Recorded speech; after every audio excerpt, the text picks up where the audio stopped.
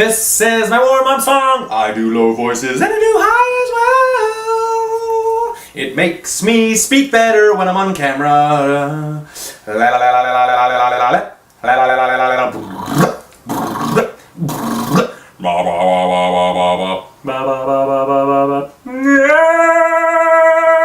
la. Yeah. Now we're ready. Now I'm so fresh. Let's do it. Go.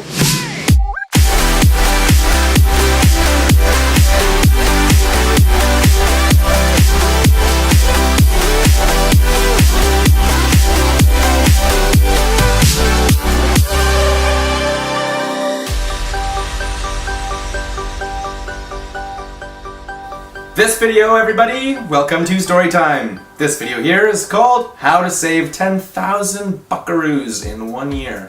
Might seem a bit audacious. Might seem undoable.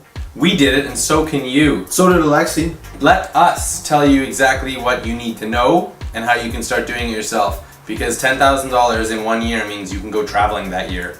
And that's The next year. that's a year. Yeah, well, sorry, the next year. It's worth it if you ask me. Yeah. We know that saving $10,000 in 1 year isn't doable for everyone. That's out of the question. Some people don't have that kind of financial ability. They don't have the ability to make, they don't have the ability to save. But in this video, what we want to do is share the story of how we did it, and then hopefully give you some lessons and ideas of how you can do something like that too. Whether it's 10,000, 100,000, or 1,000. Any of these kind of goals are amazing because that's what we did. We all set a goal and then we worked to hit that goal. We broke it down into small steps and we learned different tools to save more money and bank that towards traveling. And then we quit all of our jobs, we quit our lease, we rolled out with no debts and just went traveling.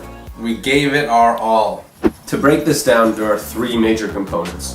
One is set a goal and break it down into how much you need to save a month, how much you need to save a week, even a day if that's what's important to you, if that matters to you, and if it helps you. The second is know how much you make exactly, and then try and find some ways to make more money if you can. Don't just get like an idea in your head, put it down. Yeah. Get the calculations out, have it on paper or digitally, whatever, but just like have that information handy to you.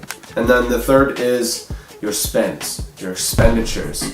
Know exactly how much money you spend a month and on what specifically. The story goes back and I asked my dad, how on earth am I going to save? Like I want to go traveling. I have this huge itch in my life. And he said, okay, three things. Know how much you make, know how much you spend, and have a goal. And he also used these Excel sheets all when I grew up. So I made my own Excel sheets. I broke them down into exactly how much money am I spending and on what? How much am I spending on groceries, on eating out, on buying drinks, paying for cabs and taxis and buses and whatever, and how much am I spending on clothes and doing fun things. After 1 month, I realized I had been spending so much money on things that when I look back on it, I was like, damn, if I literally just tightened that up a little bit, I could save and put that money towards my travel goal. And we can all say that. I think every single person can say, oh, I spend a little bit more on this than I need to. I could probably lower that or I could tighten this up. Everyone's got that, right? Yeah. We learned several different ways to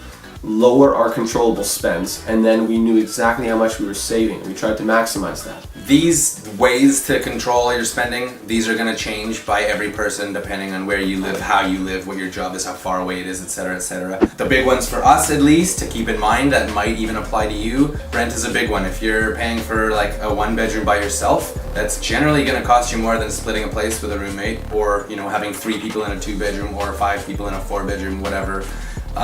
Some people like to live by themselves and that's cool for them. Just saying, for saving money purposes, this was a really, really handy, beneficial way for us to save a lot every month. Okay, our story. In 2011, the three of us lived in a 2-bedroom apartment. So right away we were saving on rent a little bit because it wasn't the typical downtown Vancouver rent, which is bloody expensive. That's a huge one, actually. The fact that we had a den that we could throw an extra body in, that's taking like $1,800 a month and splitting it from 2-way to 3-way, which is a substantial difference and really, really took us a long way when you save that money for 12 months straight. Yeah. The other one is eating out.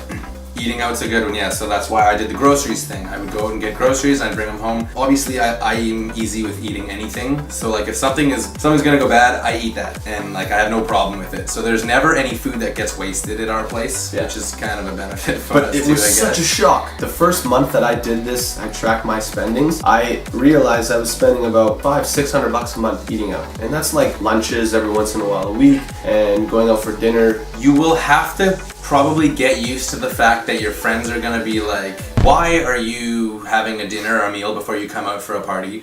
Honestly, the last thing you need to do is be spending $8 a beer somewhere like 5 times over in the night. Taking a cab. You can take public transportation, buses, SkyTrains. You can walk or bike. Honestly, over like in a day, saves you a few bucks. In a month, saves you many bucks, and then over the course of the year, it's significant. Take into account all these little things, every little bit, all those 1% that you can like drop down, make a huge impact over the course of time. Parker just bought so much groceries that he never ate out. Although he'd spent more money than us on groceries, we ended up eating in twice as much, having more leftovers. We would bring food with us out when we're out with friends. We sort of became those dudes that would like show up full to a dinner table, to a dinner party, or like, you know, when we were going out for dinner and drinks, our bill would be a quarter the size. The expenditure is a big one, but that's only one part. So managing your expenditures, knowing how much you spend and where you can save money, that's key. The second one is your income.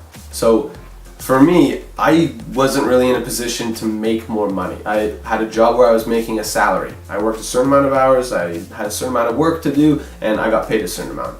What I did was I found another job, then I worked 1 day a week. That's it. I worked a Sunday shift, 8 hours, and it was a sacrifice I was actually stoked to make. Adding 1 more day a week for me, that added about, you know, $100, $120 into my bank account that I wasn't gonna spend on anything. He gave up a Sunday fun day every week. Well, I still had that Sunday fun day evening. 1 day a week of work over the course of a year, it's like $4,000, $5,000, $6,000 that I'm saving. Just that one simple thing. For me, it was a little bit different. I had a job where I was able to pick up shifts as often as I wanted. I just had to talk to somebody else and say, look, I'll work for you if you want the night off. And more often than not, I would have to do that. Or if I got my schedule and I was only working 3 or 4 days a week, screw it, you know what? I don't need to do anything else. I don't need to hang out with friends. That's gonna make me spend more money anyways. I'll just pick up the extra shifts. I'll go out there, I'm able to do this, and so I'll do that. And that, 1, I'm working more, I make more money. And 2, I'm working more so I don't have time to spend on other things. Yeah. Keep yourself busy, and if you're busy doing something that's gonna make you money,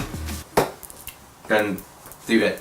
Essentially, what we're saying is we were willing to sacrifice things in our life to maximize how much money we made and minimize how much money we spent. That's how we save 10 grand. Simple. If you want to learn more about how to do this, check out the blog in the description below, because we actually go over all these points as well with a lot less rambling like we're doing right now, but we really identify the key points that you need to take into account. It explains the story of how we did it and gives a whole bunch of lessons and tools how you can do it too. Hopefully we've inspired you in some way to get on the savings train that we did. Just take a look, try it out. What do you make? What do you spend? What do you want to save? Yeah. Just start plugging in numbers and it'll make it a lot clearer for you. So I hope you took a lot out of this video.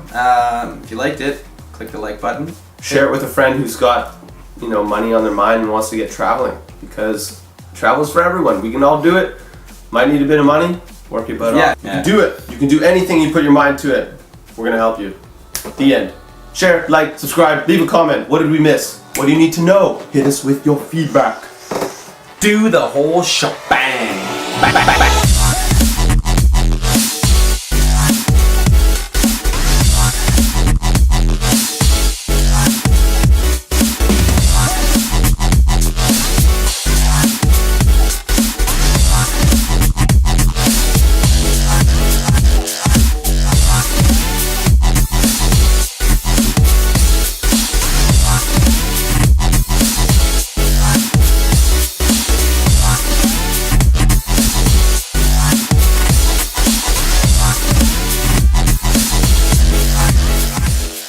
Look at the flick of the wrist. Look at the flick of the wrist. Look at the flick of the wrist. Look at the flick of the wrist. Look at the flick of the wrist.